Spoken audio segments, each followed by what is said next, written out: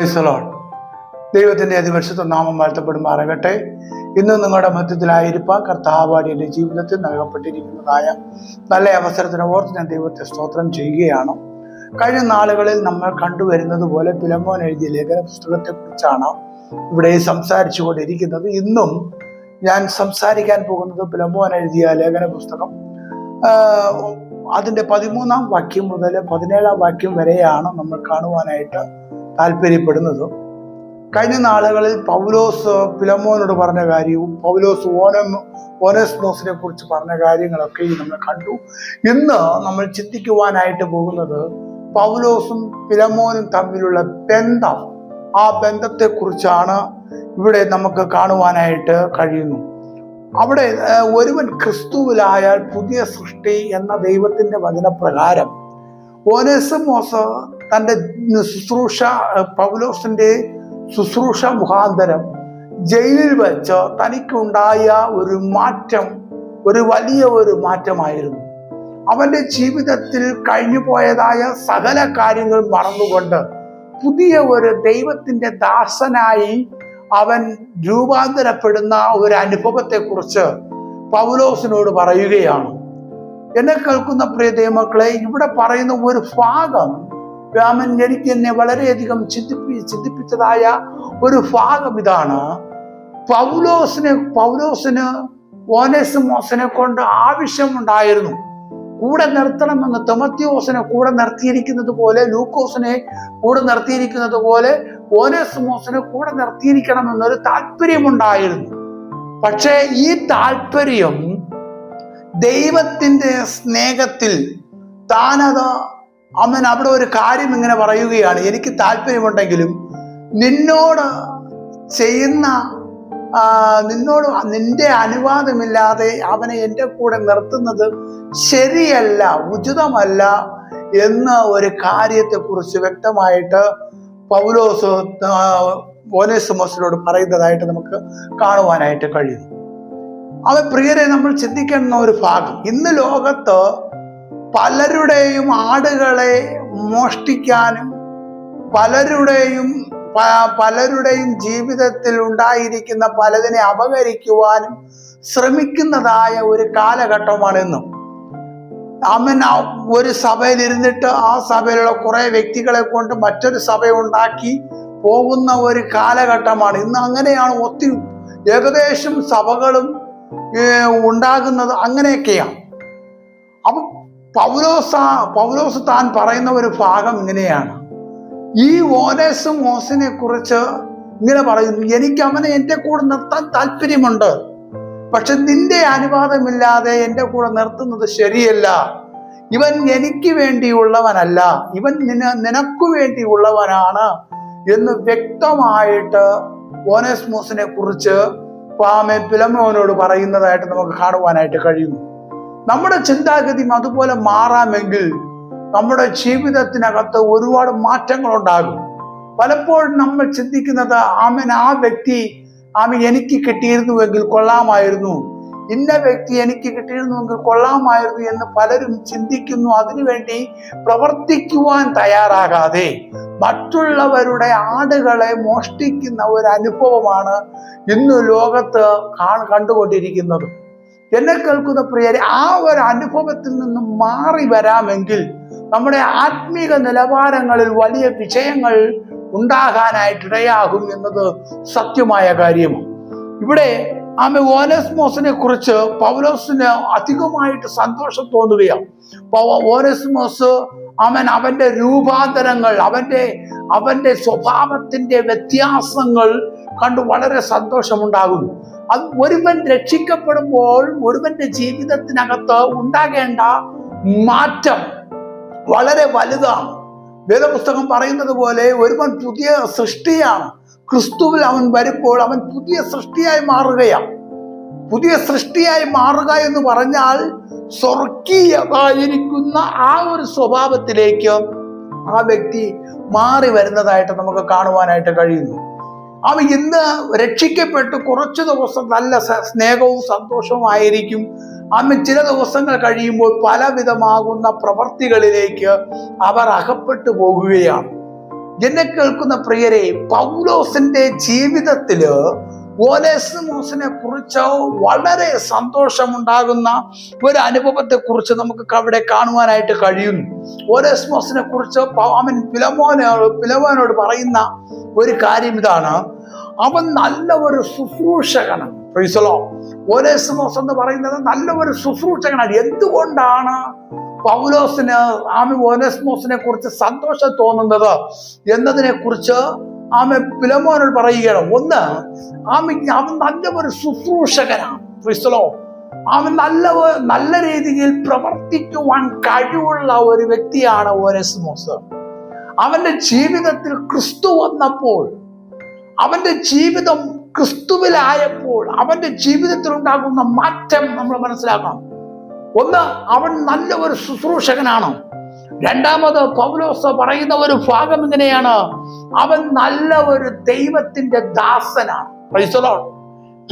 ഒന്നാമത്, അവൻ നല്ല ശുശ്രൂഷ ചെയ്യാൻ തയ്യാറാണ്. രണ്ടാമത്, അവനൊരു നല്ലൊരു ദൈവദാസനാണ്. അടുത്ത് പറയുന്ന ഒരു ഭാഗം ഇങ്ങനെയാണ്: അവനെ കൂടെ നിർത്താൻ യോഗ്യനായ ഒരു വ്യക്തിയാണ്. Price the Lord. കൂടെ നിർത്താൻ യോഗ്യനായ ഒരു വ്യക്തിയാണ്. ഇന്ന് പലയിടത്തും കൂടെ നിർത്താനായിട്ട് നമ്മൾ ശ്രമിക്കുമ്പോൾ കൂടെ നിൽക്കുന്ന വ്യക്തികൾ നമ്മൾ ആരുടെ കൂടെയാണ് നിൽക്കുന്നത് അവിടെ നിന്ന് ചിലത് അപഹരിച്ചു പോകുന്ന ഒരു കാലഘട്ടമാണ്. ആരെയും കൂടെ നിർത്താൻ വിശ്വസിക്കാൻ പറ്റാത്ത ഒരു കാലഘട്ടം. പക്ഷെ ഇവിടെ പൗലോസ് വ്യക്തമായി പറയുന്ന ഒരു ഭാഗമാണ്: ഓനേസിമോസ് എന്ന് പറയുന്നത് കൂടെ നിർത്താൻ പറ്റുന്ന ഒരു സ്വഭാവമാണ് ഇപ്പോൾ ഓനേസിമോസിനുണ്ടായിരിക്കുന്നത്.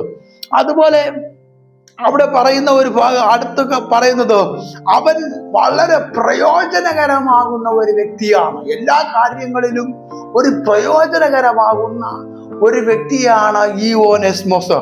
അടുത്ത് പറയുകയാണ്, അവൻ നിനക്ക് ജഡസംബന്ധമായും കർത്തൃസംബന്ധമായും നിനക്ക് പ്രയോജനമുള്ളവനായിരിക്കും.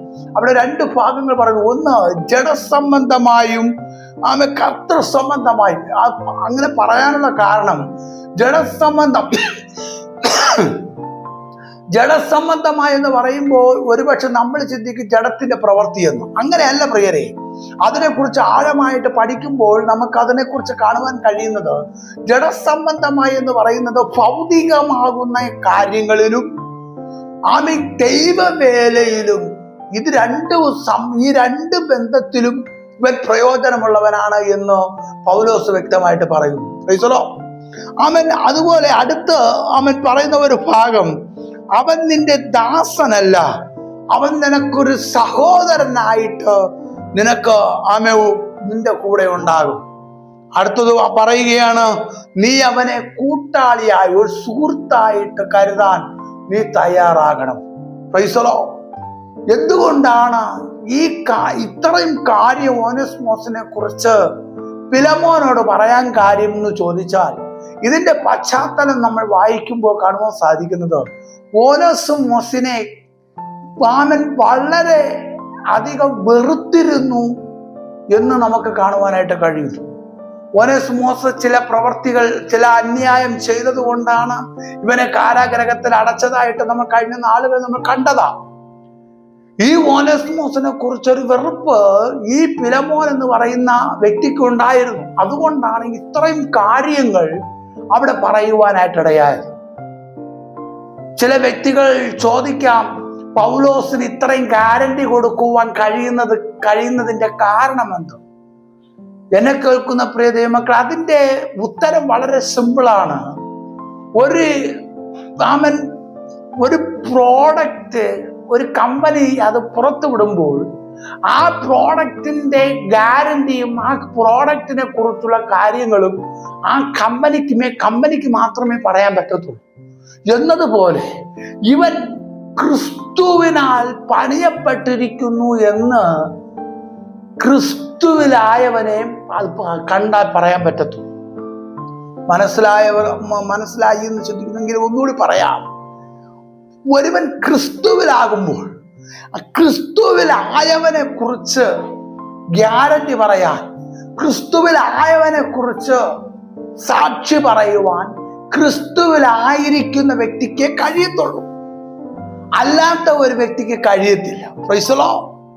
അതുകൊണ്ടാണ് വചനം ഇങ്ങനെ പറയുന്നത്, ദൈവ ക്രൂശിലെ വചനമോ ക്രിസ്തേശുവിലുള്ളവർക്ക് ജ്ഞാനവും മറ്റുള്ളവർക്ക് ഭോഷത്വവുമാകുന്നു. വളരെ മനസ്സിലാക്കും. കാരണം ഇത് ഈ ക്രിസ്തുവിലായിരിക്കുന്ന വ്യക്തിയുടെ സ്വമ ഗുണങ്ങൾ ക്രിസ്തുവിലുള്ളവർക്കേ മനസ്സിലാകത്തുള്ളൂ. ക്രിസ്തുവിലുള്ളവർക്കല്ലാതെ മറ്റേ ആർക്കും മനസ്സിലാക്കുവാനായിട്ട് കഴിയത്തില്ല. അതുകൊണ്ടാണ് പൗലോസ് ഇത്രയും ഗ്യാരണ്ടി ആയിട്ട് ഓനേസിമോസിനെ കുറിച്ച് ഫിലെമോനോട് പറയുവാനായിട്ട് ഇടയാകുന്നു. ഓനേസിമോസിനെ കുറിച്ച് ഫിലെമോനോട് പറയുമ്പോൾ പൗലോസിന് നല്ലവണ്ണം സന്തോഷമുണ്ട്, നല്ലവണ്ണം സന്തോഷിക്കുകയാണ്. കാരണം അത്രത്തോളം ഓനേസിമോസിനെ കുറിച്ച് താൻ പഠിക്കുവാനിടയായി. Price the Lord. ഇത്രയും കാര്യം എന്തുകൊണ്ടാണ് ഫിലെമോനോട് പറയാനുള്ള കാരണമെന്ന് ചോദിച്ചാൽ, ഫിലെമോനും പൗലോസും തമ്മിലുള്ള ബന്ധം എന്ത് എന്നുള്ളത് വ്യക്തമായിട്ട് വേദപുസ്തകം വായിക്കുമ്പോൾ കാണുവാനായിട്ട് കഴിയും. പൗലോസ് അവിടെ പറയുന്നുണ്ട്, ഫിലെമോനോട് പറയാനുള്ള സ്വാതന്ത്ര്യം ഈ പൗലോസിനുണ്ട്. കാരണം ഓനേസിമോസ് എങ്ങനെയാണോ മാനസാന്തത്തിന്റെ അനുഭവത്തിൽ കൂടി കർത്താവിന്റെ നാമത്തിന് പ്രയോജനമുള്ളവനായി മാറിയോ, അതുപോലെയാണ് ഫിലെമോൻ എന്ന വ്യക്തിയും കർത്താവിന്റെ സന്നിധി പ്രയോജനമുള്ളവനായി മാറിയത്. അതുകൊണ്ടാണ് ഈ ഓനേസിമോസിനെ കുറിച്ച് ഫിലെമോനോട് പറയാനുള്ള കാരണം. എന്നെ കേൾക്കുന്ന പ്രിയ ദൈവമക്കളെ, ഈ ശബ്ദം കേൾക്കുമ്പോൾ നിങ്ങൾക്ക് പറയാൻ ചിലതുണ്ടാകണം. നിങ്ങൾക്ക് പറയാൻ ചില സാക്ഷ്യങ്ങൾ ഉണ്ടാകണം. എന്നെക്കുറിച്ച് ഇങ്ങനെ പറയാനായിട്ട് കഴിയുന്നുണ്ടോ? ഇതുപോലെ പൗലോസ് ഓനേസിമോസിനെ കുറിച്ച് പറഞ്ഞതുപോലെ നിങ്ങളെക്കുറിച്ച് നിങ്ങളുടെ ദൈവദാസന് പറയാൻ കഴിയുന്നുണ്ടോ? നിങ്ങളെക്കുറിച്ച് നിങ്ങളുടെ കുടുംബത്തിന് ഇതുപോലെ പറയുവാനായിട്ട് കഴിയുന്നുണ്ടോ? ഈ ശബ്ദം കേൾക്കുമ്പോൾ ഒരുപക്ഷെ ചിന്തിക്കും, ഞാൻ എത്ര നല്ലത് ചെയ്താലും എന്നെക്കുറിച്ച് കുറ്റമേ പറയൂ. ശരിയാണ്, ഈ ലോകം അങ്ങനെ തന്നെയാണ്. പക്ഷേ ഒരു കാര്യം ഞാൻ പറയാം, നമ്മിൽ ക്രിസ്തു ഉണ്ടെങ്കിൽ, ക്രിസ്തുവിൽ ഒരുവൻ ആയിക്കഴിഞ്ഞാൽ അവന്റെ നല്ല പ്രവർത്തികൾ ലോകം അറിയും. അത് ലോകത്തിൽ അത് പ്രകാശമാകും. കാരണം ഒരുവൻ ക്രിസ്തുവിൽ ആകുന്നത് പ്രകാശത്തിലേക്ക് ആകുന്നതാണ്. അപ്പൊ ഈ പ്രകാശം നമ്മിൽ ഉദിച്ചിരിക്കുന്നത് മറ്റുള്ളവർ കണ്ടാൽ മാത്രമേ അവർക്കും ക്രിസ്തുവിനോട് ചേരുവാനായിട്ട് കഴിയൂ. അതുകൊണ്ടാണ് മനുഷ്യനെ കുറിച്ച് ബൈബിൾ പറയുന്നത്, നിങ്ങൾ ലോകത്തിന്റെ പത്രമാണ് എന്ന് പറയുന്നത്. Price the Lord. അതുകൊണ്ടാണ് പറയുന്നത് നമ്മളെ കുറിച്ച് പറയാനൊരു സാക്ഷ്യം. ഓനേസിമോസിനെ കുറിച്ച് പൗലോസ് ഒരു സാക്ഷ്യം പറഞ്ഞതുപോലെ നമ്മളെ കുറിച്ചൊരു സാക്ഷ്യം പറയാൻ നമ്മുടെ വീട്ടിലുള്ളവർക്ക് കഴിയുന്നുണ്ടോ? നമ്മുടെ സഭയ്ക്ക് കഴിയുന്നുണ്ടോ? നമ്മുടെ പാസ്റ്ററിന് കഴിയുന്നുണ്ടോ? കൂടെയുള്ള വിശ്വാസിക്ക് കഴിയുന്നുണ്ടോ എന്ന് ഈ നാളുകളിൽ നിങ്ങൾ ചിന്തിക്കേണ്ടത് ഏറ്റവും അത്യാവശ്യമാണ്.